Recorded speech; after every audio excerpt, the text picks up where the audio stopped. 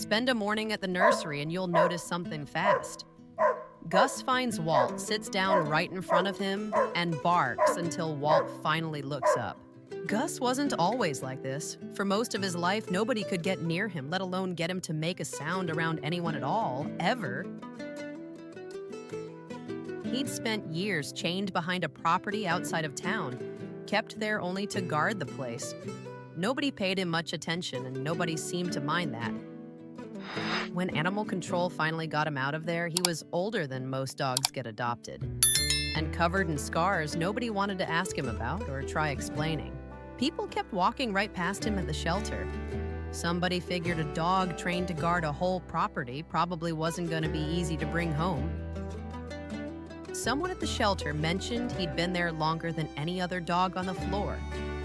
I decided to go meet him myself, one quiet Tuesday afternoon after work. He didn't come running over the way some dogs do, he just watched me from across the yard. Something about the way he watched made up my mind fast. The first time I left him alone at home, he tore through the living room. I came back to find the door frame chewed straight through, wood everywhere on the floor. It happened again the next day, and the one after that too. I couldn't keep leaving him home alone, so I started bringing him to work with me. The first morning, he found Walt within about 10 minutes and honestly hasn't let up since. Nobody at the nursery quite knows why Walt became his person that day. If Walt's at the register and ignores him too long, Gus barks once, waits a beat, then barks again, louder, until Walt finally stops and looks down at him. He's decided greeting customers is part of his job, too. He trots right up, sits square in front of their cart, and waits patiently to be petted every single time.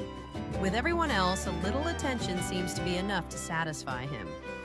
With Walt, it never quite seems like enough. He just keeps circling right back to him. One of the other guys started joking that Walt doesn't run the nursery anymore. Gus does. Walt just laughs it off and shakes his head every single time. When Walt's crouched down potting plants, Gus wedges himself right underneath the bench until Walt finally gives up and stops to pet him for a full minute or two. By closing time most days, Walt's probably said his name at least 30 separate times. He still says it like he means it every single time he does. One slow Tuesday afternoon, it got quiet in the greenhouse. I suddenly realized I hadn't heard Gus bark once in almost 20 minutes. And that never happens with him. I found Walt first, and it turned out he hadn't seen Gus either. We split up and started checking every aisle between the greenhouse tables and the back shelves.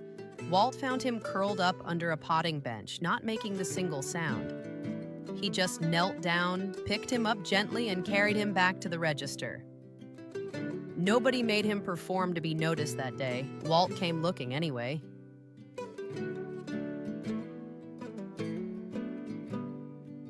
He still barks at every new face that walks through the door, but by closing time, he's usually asleep under the counter, not worried about being forgotten.